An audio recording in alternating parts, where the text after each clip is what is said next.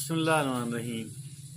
ہر انسان کی ضرورت اور خواہش رہتی ہے کہ اس کے کچھ لوگوں سے قریبی اچھے اور گہرے مراسم رہیں، اور یہ عین فطری بات ہے، لیکن بسا اوقات ہم اس میں کامیاب نہیں ہو پاتے۔ اور یہ آج کا جو ہماری گفتگو اس سلسلے میں میرے اور آپ کے لیے، ہم دونوں فریقین کے لیے بہت مفید ثابت ہوگی۔ کچھ بڑی امپورٹنٹ ٹپس میں آپ سے عرض کرنے جا رہا ہوں، اور جس میں سب سے پہلی بات کیا ہے کہ be genuine and authentic. 8 tips میں سے پہلی کیا ہے کہ کوئی آپ اپنے آپ پہ کوئی جیلی قسم کا جو ہے نا، آپ کوئی ماسک نہ لگائیں، اپنی جو اوریجنلٹی ہے آپ اس کو سامنے رکھیں، اور جو بھی ہیں آپ، مطلب یہ کہ کسی کو آپ کسی کی نکالی کرنے کی ضرورت نہیں ہے۔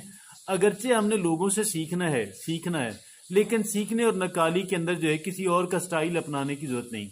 دوسرا کیا ہے کہ لسن ایکٹیولی اینڈ شو ایمپیتھی، دوسرے کی بات کو دھیان سے سنیں اور ہمدردی کا اندر سے دل سے ہمدردی کا اظہار بھی کریں۔ اور تیسرا یہ کہ بی پریزنٹ اینڈ مائنڈفل، کہ توجہ اپنی حال پہ رکھیں۔ ایسا نہ ہو کہ آپ بیٹھے ہوئے کہیں اور ہوں لیکن ذہن آپ کا کہیں اور ہو۔ جب لوگوں میں بیٹھتے ہیں، جب لوگوں سے بات کر رہے ہوتے ہیں تو پورا دھیان، اور ویسے بھی اپنی روٹین بنا لیں کہ جہاں پہ ہم ہوتے ہیں ہمارا پورا دھیان وہیں پہ ہونا چاہیے۔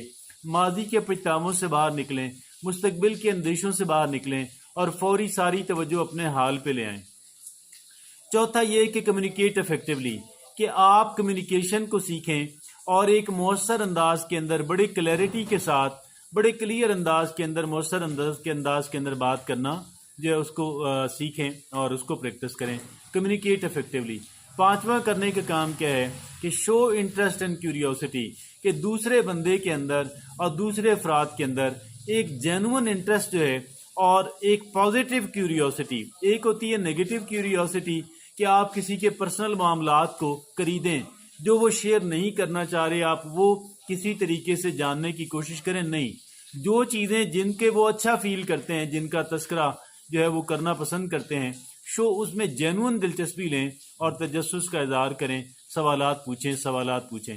اور چھٹی یہ ہے کہ بی کنسسٹنٹ اینڈ ریلائبل، کہ آپ کے جو رویہ ہے اس کے اندر ایک تسلسل ہونی چاہیے، اس کے اندر ایک کنسسٹنسی ہونی چاہیے، اور آپ قابل بھروسہ انسان ہو۔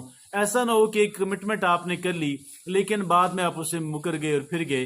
بی کنسسٹنٹ اینڈ ریلائبل، لیکن جو چیزیں آپ نے جذبات میں آ کے کہہ دیں ان کو تو چھوڑ دینا ہی بہتر ہے۔ ساتویں بات یہ ہے کہ یوز ایموشنل انٹیلیجنس، جذباتی اعتبار سے ذہین انسان بنیں، اپنے جذبات کو کنٹرول کرنا سیکھیں، اور شکر گزاری والا